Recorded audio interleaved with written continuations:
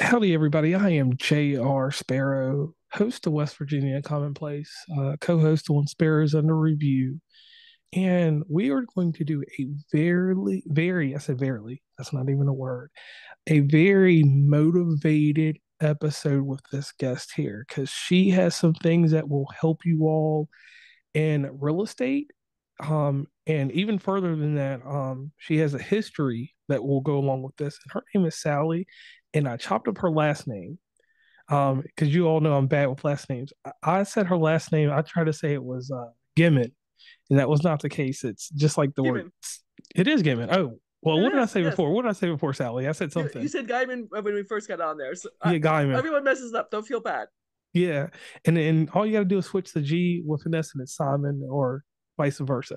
So the nostalgia question that we always ask on the show, Sally, is who are you? So we already know who you are, we know your name, but let us know why you're here, and then we're going to go into some deep questions, and we're going to learn a lot about you. Excellent. I appreciate you having me, JR.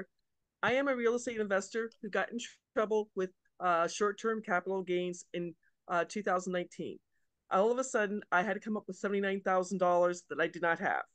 Because of that, I researched the Spendthrift Trust and I found out about the business and beneficial Spendthrift Trust. And now I want to teach as many U.S. investors, U.S. business owners, and U.S. 1099 income earners how they too can save taxes legally because so few people have ever heard of this.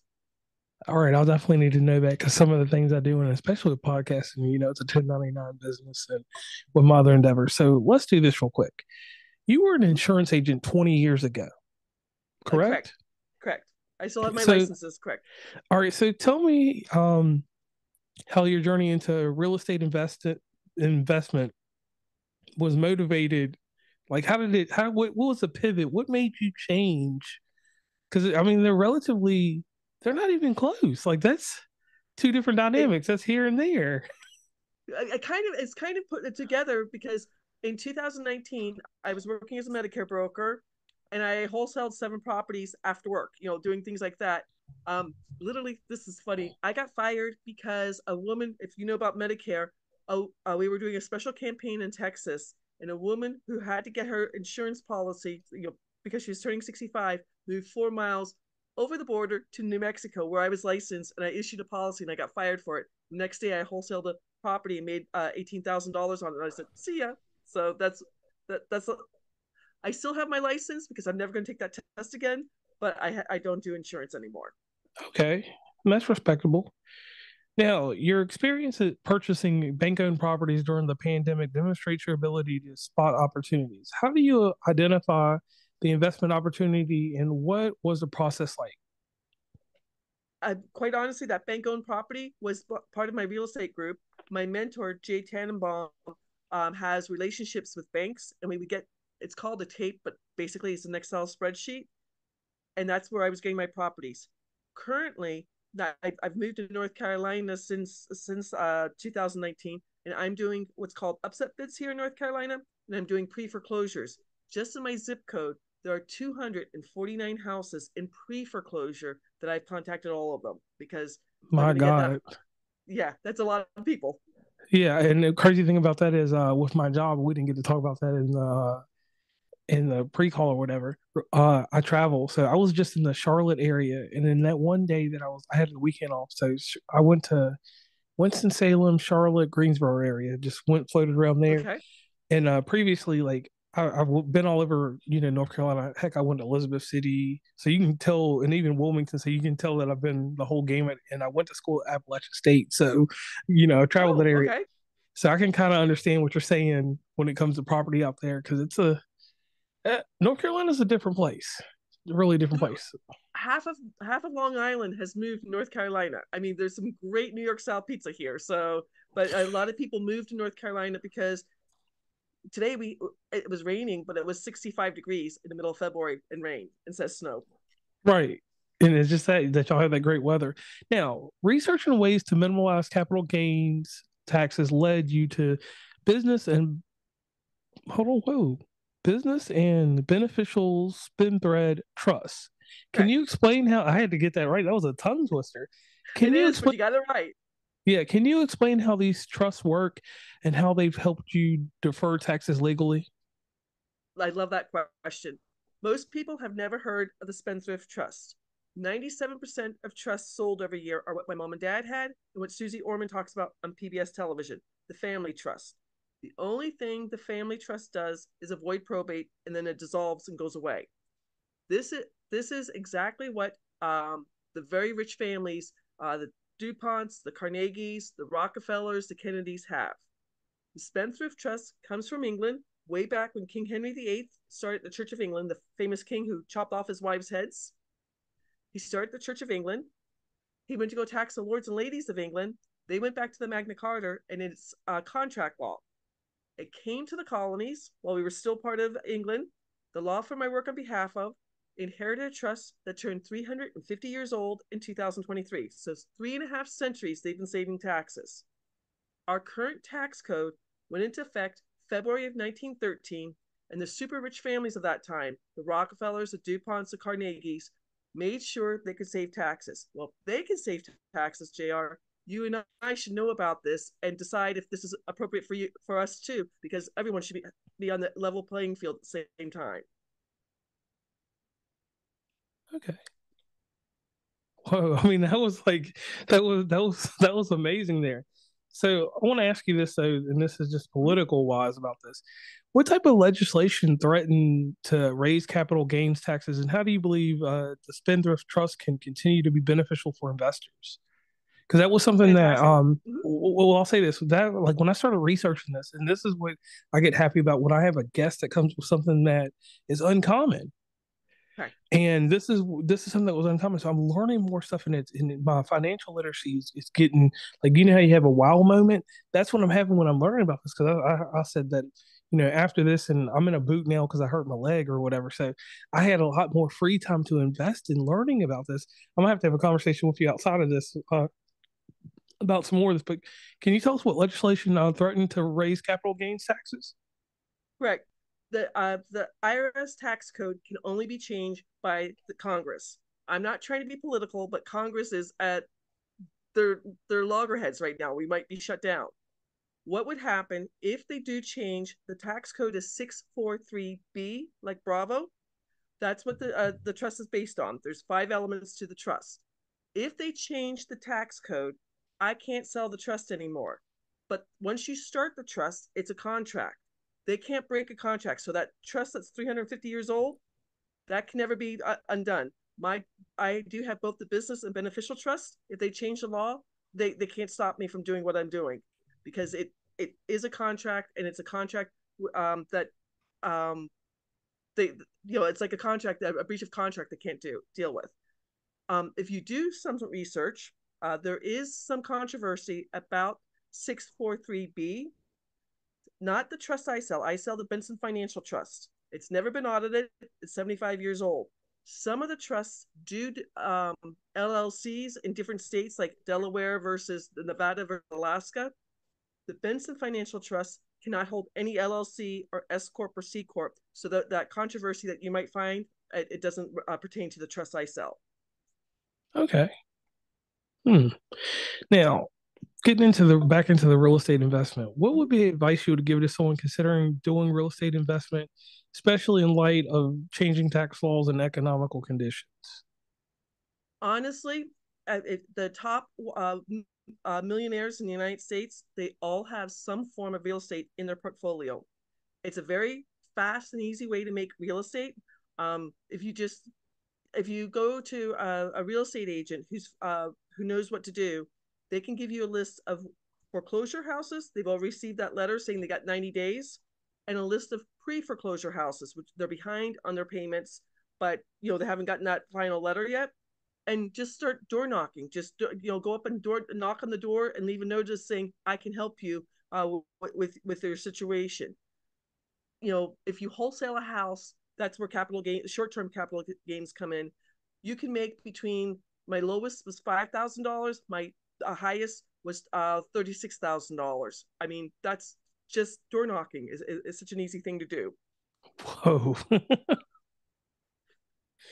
That's wild. You've Yes. actively involved in sharing your knowledge and insights with others through Real Estate Group and Win Women TV. What Mhm. inspired you to start these platforms, and what do you hope to achieve with them beyond what you've already achieved? I like that question.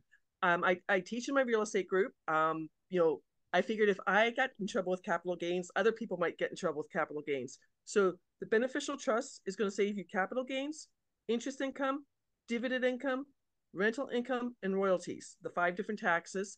And Win Win Women TV, unfortunately, a lot of women don't get they don't have opportunities. And Win Women TV is trying to help people all over the world. So I do have another website, www.learnwithsallymarie.com, to help people pay off debt very quickly.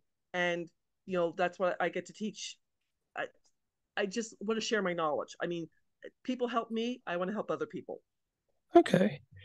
Now, in what ways do you think that the real estate industry, I said injury, will evolve in the coming years, and how do you plan to adapt to those changes? Great question, because it really did change just recently. With interest rates going higher, instead of doing like a wholesaling deal or fix and flip, I now have switched over to doing what's called seller financing. The last house I got, one of the reasons I moved to North Carolina is upset bids. I won an upset bid for $259,000. The house is worth $365,000. I got a family in there that they're going to buy the house in 2 years at 340,000. So they're making, they've got some wiggle room there. Um, they put a down payment and then they're paying me every single month. This is considered seller financing, which is interest income. So I'm going to save over $56,700 in 2 years in taxes on seller financing of this house. And the the family, they were in a small apartment. They had one child and the wife was pregnant. They're now in a 3 bedroom, 2 bath house, and hopefully in the next 2 years, they're going to keep working on things. Maybe interest rates will come down, but the down payment they made and then their monthly payments and their rent all come off of how much they're going to refinance the house for. So hopefully they'll be able to pay for the get financing on the house in 2 years. It, it's a win-win-win for everybody, if that makes sense. Okay, and I like that. That does make a lot of sense. We need you to come to West Virginia for a week and do a seminar. Oh, I've been Now, to West Virginia. I spent 2 summers in War, West Virginia, when I was a kid. oh Lord, It's a very small coal mining town. yes, ma'am. I know exactly where it is. Now, memorable success for you as a real estate investor. You've already given us Mm-hmm. that, but I Mm-hmm. need to know. Me personally, I want to know a memorable challenge that you've learned as a real estate investor, and what lessons can you take from that now? I'm not trying to crow, but again, upset bids. That everything was put on hold because of COVID. They lifted the Public Health Emergency Act was lifted May 15th of 2023. I happened to go in Mecklenburg County is where Charlotte is. I'm in Yes. Union County. I went into the Union County courthouse, and it was they do 10 business days on these upset bids, and it had done 4 days in March of 2020, and now there were only 6 days left. You can't take your cell phone into the courthouse. So I came out and I called one of my clients that I knew who is just got paid, saved a whole bunch of money in dividends. I called him and I said, "There are 5 custom homes. I need. Can you lend me $175,000, and then we'll split the difference." We won the bid the weekend after Memorial Day of 2023. We had one realtor open up all 5 houses at the same time. We paid off the mortgage. It was $3.5 million, and each of us made, my friend Don and myself, each made $600,000 a piece on just that one deal. Ooh, It was God, it was an amazing deal. I mean, he had the money. I didn't have $173,000. He had that, and I didn't have it. So to me, that was my biggest win so far. man, that's amazing. Yeah, I thank God, Don. When I called Don and explained it to him, he's just like, "What am I guaranteed?" I'm like, "You'll get your money back no matter what happens." So So that was an amazing thing there. So, how do you balance the risks and rewards of real estate investing, especially in the uncertain times? Like, how do you like decide on, is this the right time to do this or is this not? Because like you said, in the different areas, because you could have went further into Mecklenburg, like you could have went to Mooresville or somewhere like that, or Denver or somewhere, close by in North Carolina. I mean, down there near Charlotte, and bought something and ended up in a bad spot. Because I see a lot of development out there. Because I was literally just in Mooresville 2 weeks ago. So I, they're building everywhere here. Yes, yes. yeah, I The problem with upset bids here in North Carolina is you can't get into the like I just the house I was telling you about the seller financing. I couldn't get into the house and see if the people who lost the house, it was a foreclosure. Did they pour concrete down the sewer, the sinks and things like that? Did they rip out all the lighting and stuff? It's a gamble. When when I won the house and I changed the locks and I got in there, they left it almost perfectly. I mean, it had to be swept up and the cobwebs had to be taken out, but other than that, I didn't have to paint anything. It was just amazingly left well. So there is a risk there. Um, I did one of my deals that got me in trouble with the IRS. The 7 deals in 2019. It was a house. Do you know where Thomasville, North Carolina is? yes, I do. The furniture. The furniture. Yeah, exactly. Well, it was this completely. I mean, if you saw the pictures of it, it was a shack. But I called two different. I love the story. I called two different real estate agents. The first real estate agent wouldn't help me. The second real estate agent gave me three contractors. First contractor was busy. Second contractor asked for 24 hours. He's just like, I'll buy the house from you for $25,000. I got the deal for $7,000, and the house was worth almost $100,000. But it was a shack. I mean, when you saw the pictures, he fixed it up. It looks beautiful now. But there's risk, but there's great reward too. Right, because certain gambles work out. Okay, and I Exactly. like that. I like that. It's better than going to Las Vegas. That's what I'll tell you. Okay. Now, looking ahead, what are your future goals and aspirations in the world of real estate investing and financial planning? Like, what's the next big thing for you? My big thing, the cats. My I was helping a niece. I've got 9 nieces and nephews. I was Whoa. helping one of my nieces pay her student loans. She went to a private school. She works for the county government in California. At Christmas, she told her other 3 sisters that I was helping her pay the student loans. So now I have to help all my nieces and nephews pay their student loans. So it's I don't know if you said you went to Appalachian State ASU. Do you have you paid off of your student Yes, loans yet? ma'am. Yes, ma'am. Congratulations. I mean, Samantha's 28 years old. Kayla's 20. They're steps. So 28, 26, 24, and 22. And so they all have debt that I'm helping them pay up. I'm financially free, but I'm trying to help them too. Right, because that's one thing that burdens our our younger youth. Because I'm 38, so obviously, I had enough time, but everything didn't get good until I was 33. So we know how that goes. So, moving forward along with this, if you could, we're going to do this whole thing real quick. I pay homage to a show called 2020. It was a news magazine when I was coming up. John Stossel, he was the comedic relief. Diane Sawyer was pretty poignant when it came to the way that she interviewed. But there was a lady, the late great Barbara Walters. She was regal. And another thing about her is that she could make people real personable, and she could like just raise a certain level of. She is an it factor, basically. We both know that. So Sally, it's time to put you on the hot seat for your 2020 questions. Are you ready? Let's do it. All right, so here we go. Now, real estate investing is a hard pill to swallow. It's a lot of mental anguish, and sometimes it's heartache, but in your case, some of the heartache, it goes away because it becomes to fruition later. So, how do you handle the mental stress of what you do? Before I plunk money down, I really do look at the numbers, and then I have at least 2 exit strategies, so I know how I'm going to get out of a deal if it goes sour. Okay. Oh, so you're good. Now, with all the success and with all the money that has brought you, you seem like you're a very humble person, so it probably didn't move you in certain different directions. But when you got a hold of this extra money, this money that you didn't have before, what was the first thing you bought yourself? First thing I did was pay off my debt. I paid off. Part of my story was in October of 2018.